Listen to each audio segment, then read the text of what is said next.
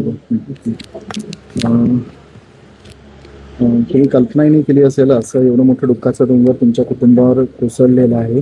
सुरुवातीला केतनचा जो मृत्यू झाला हा अपघातामुळे झाला असं सांगण्यात येत होतं. मात्र पोलीस तपासामध्ये वेगळं चित्र आलंय. नेमकं काय प्रकरण आहे, कोण ही मुलगी आहे आणि त्याच्यासोबतचा आरोपी कोण आहे, ही काही माहिती मुलगी, आपल्याला पोलिसांनी दिली का? ह्या मुलीचं नाव आहे सिया प्रवीण कुमार गोयल. यांचं मार्केट यार्डमध्ये स्पायसेसचं शॉप आहे, BG गोयल अँड कंपनीच्या नावाने. ह्या मुलीसोबत माझ्या मुलाचा साखरपुडा फेब्रुवारीमध्ये झाला होता.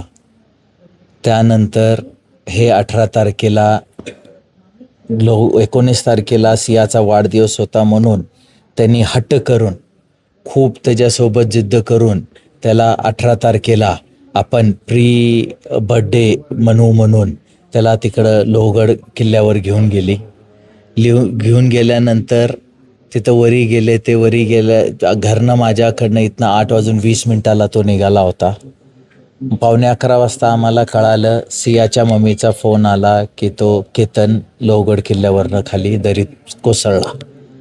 आम्ही इथनं ताबडतोब तिथं पोचलो. तिथं गेल्यावर ग्रामस्थान पोलिसांनी सगळी इन्व्हेस्टिगेशन, त्याला त्याची बॉडी हुडकून ठेवली होती, आणून आम्हाला दाखवली, तर तो गेला होता. त्यानंतर ते बघून अपघात, आम्हाला सुद्धा वाटलं नाही की ते अपघात आहे या घात आहे. आम्हाला पण अपघातच समजत होतो आम्ही. पर जेव्हा त्याची बॉडी घेऊन पोलीस आले त्यावेळेस सियाचा कसलाही रिॲक्शन नव्हता. जसं एखाद्या मुलीचा अगर खरा नवरा वारतो तर त्याला काही दुःख होतो, त्या दुःखासारखं त्याचं काही नव्हतं.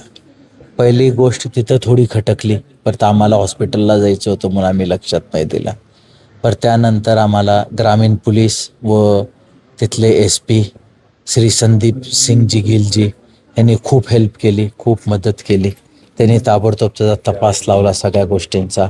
आणि तपास झाल्यानंतर आमच्या हे लक्षात आलं की ह्या पोरीचा चेतन बाबूलाल चौधरी ह्या नावाच्या पोरासोबत अफेअर होतं नोव्हेंबरपासून.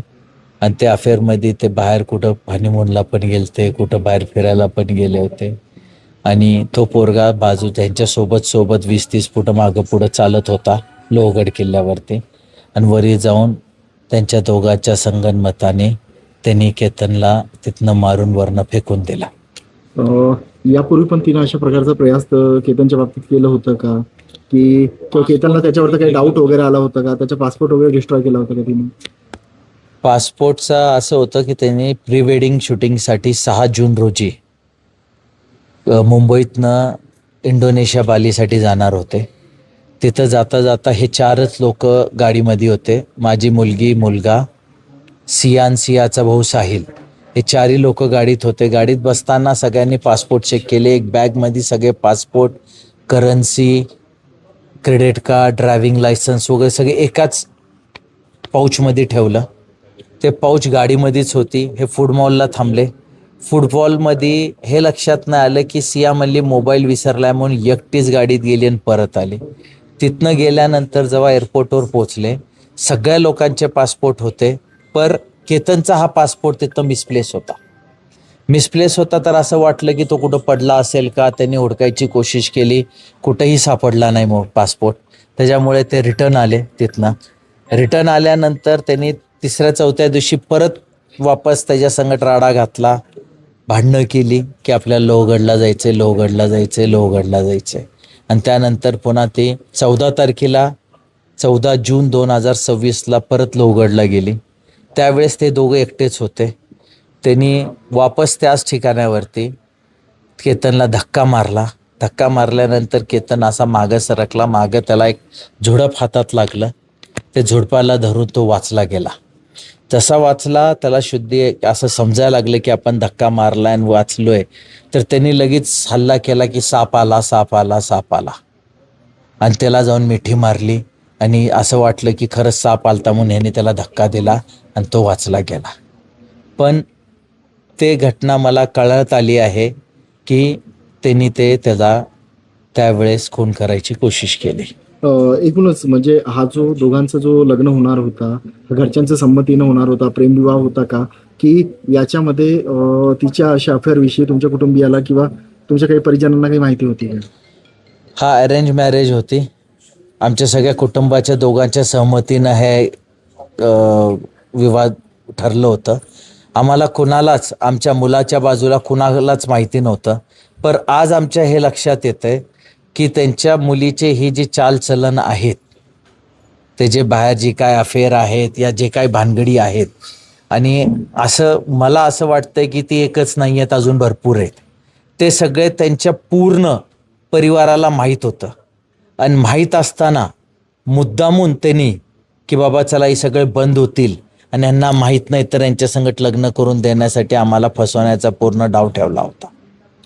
एकूणच म्हणजे सिया किंवा तिचे कुटुंबीय तुमच्यासोबत असं वागतील आणि अशा प्रकारच्या अतिशय म्हणजे दुर्दैवी प्रश्नाला तुम्हाला कधी प्रसंगाला तुम्हाला तोंड द्यावं लागेल असं कधी तुम्ही कल्पना केली होती का? हा प्रसंग कुठलाच बाप कुठल्याच आपल्या मुलासाठी कधी करू नाही शकत. 26 वर्षाच्या मुलाला गमवून कुठला बाप असा प्रसंगाचा विचार करू शकतो? त्या लोकांचा पण असा कधी आम्हाला वाटला नाही का की आम्ही एकमेकांना लगभग 35-40 वर्षापासून ओळखतो. असा काही नवीन नव्हते एकमेकांना. हे माझ्यासाठी दुर्दैवाची गोष्ट आहे की मला 26 वर्षाचा पोरग घालून आज त्याचं दुःख मानवावं लागतं. आज सगळ्यांना हे समजायला पाहिजे की एवढं तरुण पोरग गेल्यानंतर त्या बापावर काय परिस्थिती येते हे सांगणं कठीण आहे. माझा शेवटचा प्रश्न असेल की पोलिसांनी याच्यामध्ये 2 आरोपींना आता म्हणजे अटक केली आहे, त्यांच्यावर गुन्हा दाखल केला आहे.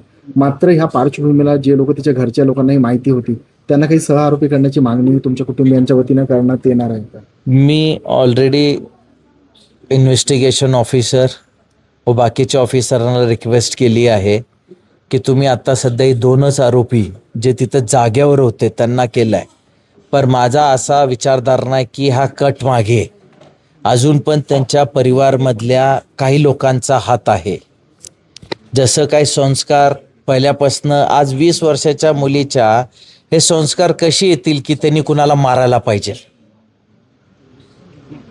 हे संस्कार येऊच नाही शकत. म्हणजे हे त्याला त्याच्या आई वडिलांनी, त्याच्या भावाने या त्यांच्या आत्यानी त्यांना कुणी त्याला शिकवलं असेल या ते ह्या सगळ्या कटांमध्ये सहभागी असू शकतात. मी त्यांना विनंती केली आहे की आपण पूर्ण इन्व्हेस्टिगेशन घेऊन त्यांच्यावर आरोपपत्र दाखल करा. म्हणजे हा संयुक्त भेटली त्या दिवशी अजून कोणी त्यांच्या सोबत त्या ठिकाणी होते? मला सांगण्या या माहितीच्या हिशोबाने ते दोघंच होते. माझा मुलगा केतन आणि ते दोघं. आणि तो चौधरी नावाचा जो मुलगा तो तेच माझा मुलगा केतन, चेतन चौधरी आणि सिया गोयल.